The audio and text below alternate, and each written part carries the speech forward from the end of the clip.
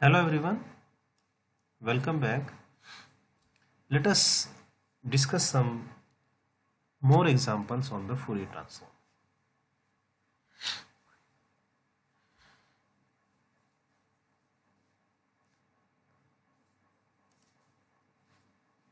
The question is find the Fourier transform of fx is equal to 1 when mod x less than a. Mod x less than a means x lies between minus a to a,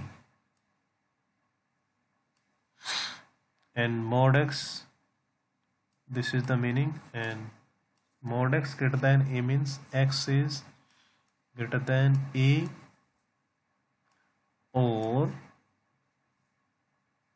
x is less than minus a. This is the meaning of mod x greater than a.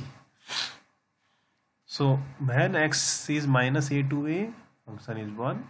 when x is greater than a और x is less than minus a, यानी x से बड़ा, a से बड़ा हो और minus ए से छोटा हो, उस केस में फंक्शन की वैल्यू आपकी 0. तो हमें हैंस इवेलुएट, ये इवेलुएट करना है first and second. Very very important example. So f p is equal to, definition use करेंगे फूरियर ट्रांसफॉर्म की. F p is equal minus infinity to infinity f x e raise to power i p x d x. तो क्योंकि minus ए से ए तक function की value 1 है, otherwise 0 है, तो ये इंटीग्रेशन की लिमिट्स कन्वर्ट हो जाएंगी minus a to a. Functional value is 1 e raise to power i p x d x minus is equal to 2 times, because e raised to power ipx, ये जो integration है, इस integration को आपने minus a to a cos p x plus i sine p x में convert कर देना है. cos p x plus i sine p x d x. तो ये क्योंकि माइनस ए टू ए है, तो cos p x even function होता है, sine p x odd function होता है. इंटीग्रेशन की प्रॉपर्टी है कि अगर लिमिट आपकी माइनस ए से ए हो तो इवन फंक्शन का इंटीग्रेशन 2 टाइम्स हो जाता है और ऑड फंक्शन का इंटीग्रेशन 0 हो जाता है. तो यहाँ पर इंटीग्रेशन इसलिए 2 times 0 to a cos p x d x बचा. Cos p x d x को इंटीग्रेट कर देंगे तो सिर्फ आंसर आएगा F p is equal to आ जाएगा आपका 2 a p upon p. 2 a p upon P.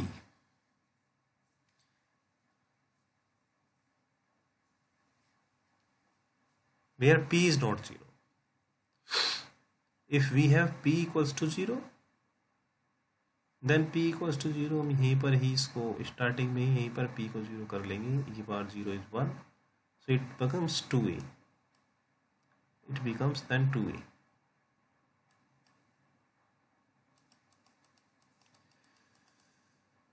now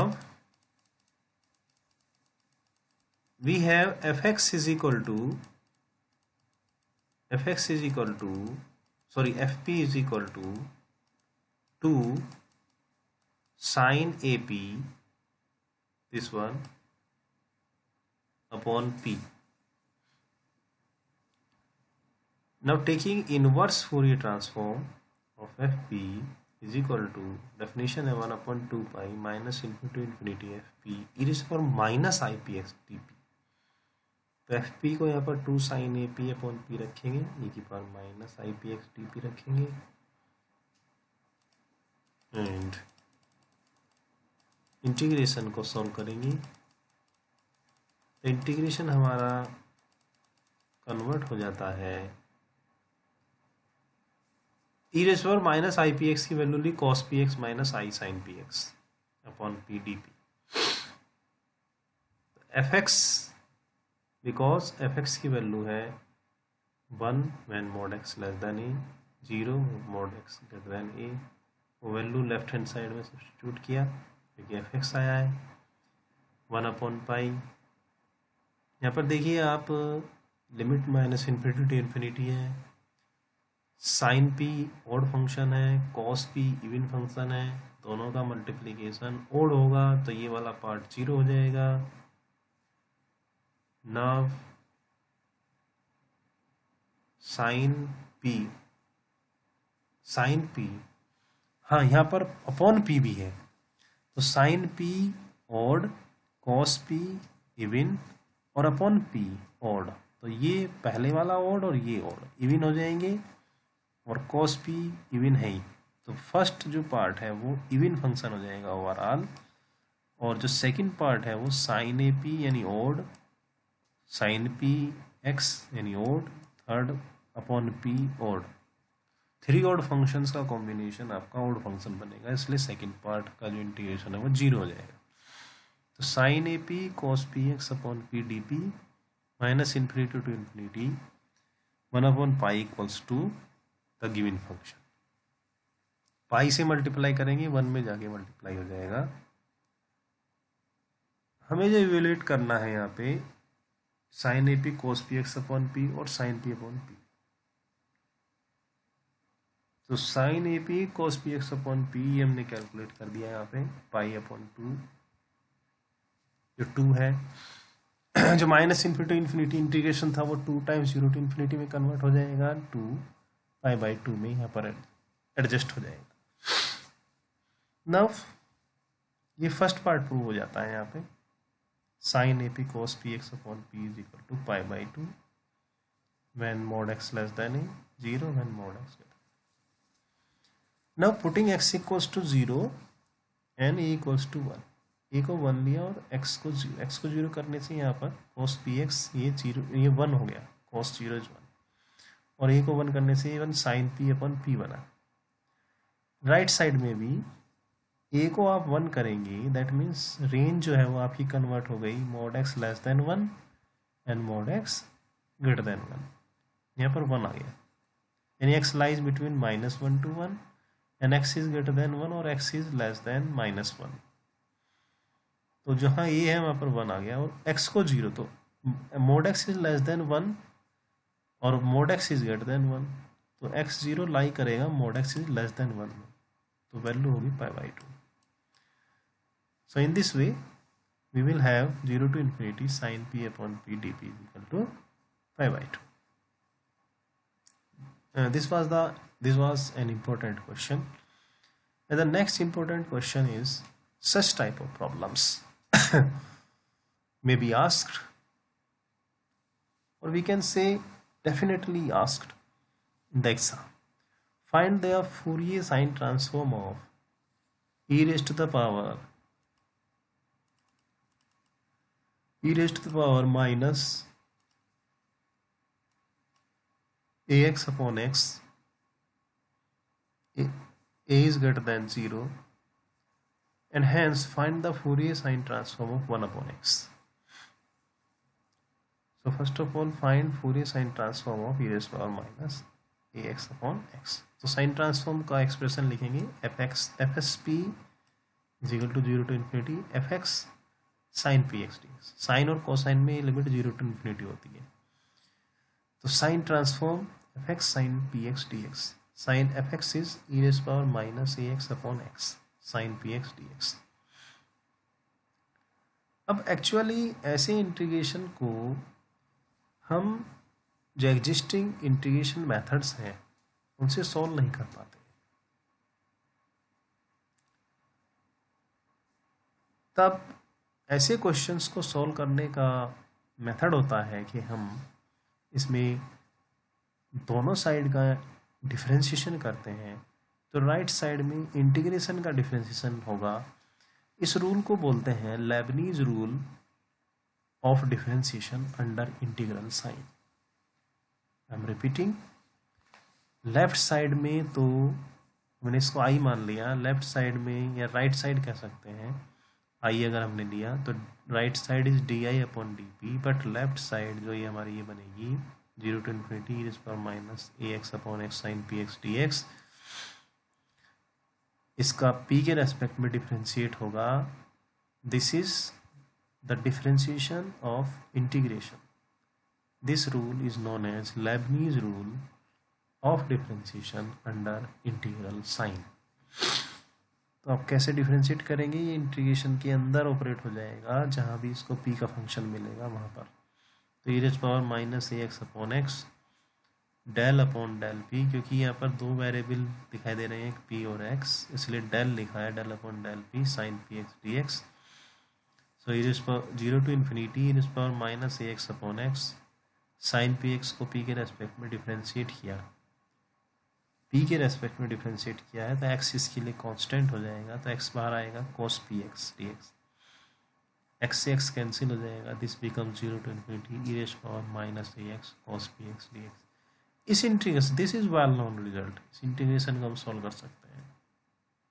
ये रिजल्ट है हमारा e raise to power a x cos b x d x.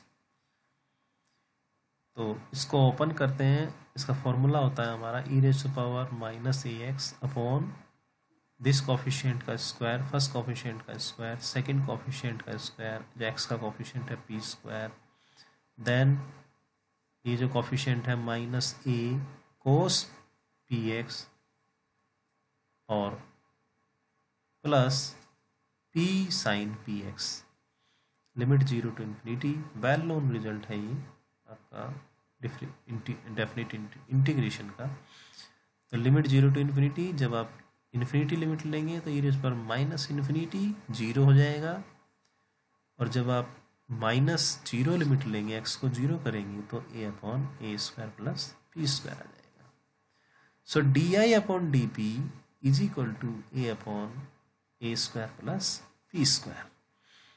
अब क्योंकि हमें तो i रिक्वायर्ड है, i हमारा रिक्वायर्ड इंटीग्रेशन था जो हमें कैलकुलेट करना है, जो हमें मैनिपुलेट करना है, इवेलुएट करना है, तो i ऑब्टेन करने के लिए D i upon d P हमारे पास है, i हमें उससे कैलकुलेट करना है, तो हम इसका इंटीग्रेशन कर देंगे विद रेस्पेक्ट टू p। तो लेफ्ट साइड में जब इंटीग्रेशन करेंगे i बन जाएगा, राइट साइड में इंटीग्रेशन करेंगे, this is a is constant, क्योंकि p के रेस्पेक्ट में इंटीग्रेशन होगा, तो 1 अपॉन पी स्क्वायर प्लस ए स्क्वायर, या 1 upon a square plus x square वाली फॉर्म हो जाएगी। तो a 1 अपॉन ए इज, एक तो ये a और एक 1 अपॉन ए, यहाँ से इसकी वजह से आएगा 1 upon a into 1 upon a tan inverse p upon a, तो 1 अपॉन ए कैंसिल हो जाएगा, तो i becomes tan inverse p upon ए।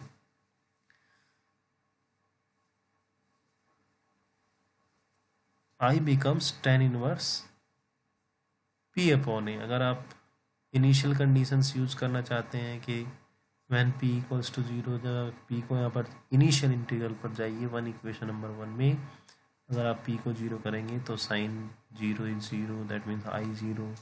जब आप p को 0 करेंगे तो i 0 हो जाता है। यहाँ पर अगर आप p 0 करेंगे, tan इनवर्स 0 इज 0, i 0 हो जाता है, that means c is 0। Constant की वैल्यू हमने कैलकुलेट कर ली, तो then i becomes tan inverse p upon a। i equals to tan inverse p upon a, and i is 0 to infinity e raised to power minus ax upon x sin px is equal to tan inverse p upon a। तो ये differentiation method से हमने इसको question को solve किया है। Such type of problems are also very important type of problems. So अगर हम इसमें a को टेंस टू 0 करें, a tends to 0, that means e 0 1 upon x sine p x, तब ये साइन 1 अपॉन एक्स का साइन ट्रांसफॉर्म हो जाएगा। तो हमने a को 0 किया है, तो यहाँ पर tan इनवर्स a को 0 को टेंड कराएंगे, तो ये इन्फिनिटी को टेंड होगा, tan inverse infinity, that means pi by 2। तो इससे हमने सेकंड पार्ट भी सोल्व कर दिया, and find Fourier sine transform of 1/x। तो Fourier sine transform of 1/x is π/2।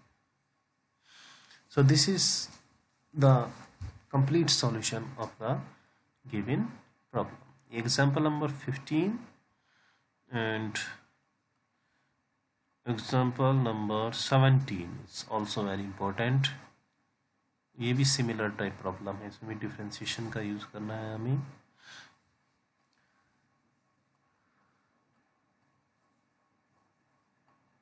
The next is applications of Fourier transform or the Fourier sine transform and Fourier cosine transform. There are some formulas which we have to be remember. The Fourier transform of del 2u upon del x square is minus p square u bar, where u bar is the Fourier transform of u. u function है आपका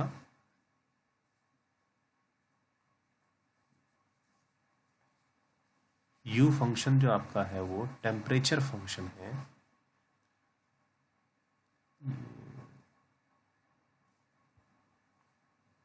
और ये u function जो temperature function है uxt, जो position और time two variables का function है, ऐसे फंक्शंस हीट इक्वेशंस में आपके अक्कर होते हैं। तो हमें पहले इसमें 3 फॉर्मूलाज फूरियर ट्रांसफॉर्म के लिए, ये फॉर्मूला 3 फॉर्मूलाज हमें रिमेंबर करने हैं। एक फूरियर ट्रांसफॉर्म के लिए सेकंड ऑर्डर डेरिवेटिव का ये फॉर्मूला, और साइन ट्रांसफॉर्म के लिए ये फॉर्मूला कि Fourier sine transform del 2u और del x square is p into u at x equals to 0 minus p square sine transform of u. Fourier cosine transform of del 2u over del x square is minus del u upon del x at x equals to 0 minus p square cosine transform of u. यहाँ पर decision कैसे लेना है कि हमें किसी question में sign transform use करनी है या कोसाइन ट्रांसफॉर्म यूज करनी है। इसका डिसीजन होगा कि अगर हमें इनिशियल कंडीशन में u x इक्वल्स टू 0 पर दिया होगा तो हम साइन ट्रांसफॉर्म यूज करेंगे। अगर del u upon del x x equals to 0 पर दिया है तो कोसाइन ट्रांसफॉर्म यूज करेंगे। So here I am discussing the one example of the application of Fourier sine transform or cosine transform. Basically the important questions are the applications of Fourier sine transform and cosine transforms. Only Fourier transform questions are not so important, but there are some problems also of Fourier transform. So here this is the equation of heat equation, del u upon del t is equal to del 2u upon del x square. ये equation अगर नहीं दी है तो आप इसको remember भी करेंगे, otherwise ये इक्वेशन क्वेश्चन में दी हुई होती है कि इसको आप सोल्व करिए। तो हीट इक्वेशन का फॉर्म है del u upon del t is equal to del 2u upon del x square. यहाँ पर u जो है टेम्परेचर फंक्शन है, जो x और t दो वेरिएबल का फंक्शन होता है। x is position, t is time. तो कंडीशन यहाँ पर दी हुई है हमें u is equal to 0 when x equals to 0। तो u इज इक्वल टू 0 दिया हुआ है तो साइन ट्रांसफॉर्म यूज करेंगे इसमें। क्वेश्चन कहाँ नहीं गया है, हमें केवल सोल्व करने के लिए बोला है कि सोल्व करिए। ये हमें खुद डिसीजन लेना है कि इसमें भी साइन ट्रांसफॉर्म यूज करना है या कोसाइन। तो अगर u x इक्वल्स टू 0 पर कंडीशन दी हुई है तो साइन ट्रांसफॉर्म यूज करेंगे, और अगर del u upon del x दी हुई है तो कोसाइन ट्रांसफॉर्म यूज करेंगे। So here the equation is del u upon del t is equal to del 2u और del x square. Now taking the Fourier sine transform on both sides, तो 0 to infinity del u upon del t sin px dx and 0 to infinity del to u upon del x square sin px dx। तो यहाँ से del upon del t बाहर आ जाएगा 0 to infinity u sin px dx, ये बन जाएगा। लेकिन जो del two u upon del x square का साइन ट्रांसफॉर्म है वो हमने आपको बताया कि वो फॉर्मूला आप याद रखेंगे, ये वाला formula sine transform del two u upon del x square, that is p u at x equals to 0 minus p square u s bar का मीनिंग है sine transform of u function. So p u at x equals to 0, this one, and minus p square u bar means sine transform of u sin px dx 0 to infinity u sin px dx, that means u bar means sine transform of u, and 0 to infinity u sin px dx, this is also sine transform of u. So finally equation becomes du bar upon dt plus u at x equals to 0 is u x equals to 0 is 0. So first term is 0 and minus p square u bar taken in the left hand side, it becomes plus p square u bar equals to 0. So this is a linear first order differential equation which have right hand side equals to 0. Then its solution is, you will revise the linear first order solution of first order linear differential equation. The solution is u bar is equal to y equals to, here y is u bar, so u bar is equal to c1 e raised to power minus p square t. Differential equation को इसको solve करेंगे, simple equation है, you can solve, I hope. So u bar is equal to c1 e raised to power minus p square t, where c1 is constant. This is the solution. Now our aim is to find the value of c1. Constant की value find करना चाहते हैं, तो constant की value find करने के लिए हमने इसमें इनिशियल कंडीशन यूज किया, t को 0 की, तो e की पावर 0 इज 1, तो u bar is equal to c1, और u बार क्या है आपका, वो है 0 to infinity u sine px dx। लेकिन इसे हमें t 0 पर बताना है, क्योंकि t इज इक्वल टू 0 पर u बार बताना है, u बार ये है आपका, तो t इज इक्वल टू 0 पर बताना है इसको, तो ux 0, u क्योंकि दो वेरिएबल का फंक्शन है x और t, और t इज इक्वल टू 0 पर हमें इसको बताना था u बार को, तो u फंक्शन भी 0 x 0 वाला यूज करेंगे, तो वो u function t is equal to 0 u x 0, t is equal to 0 पर u फंक्शन ये दिया हुआ है, ये 0 से 1 तक 1 है, अदरवाइज 0 है।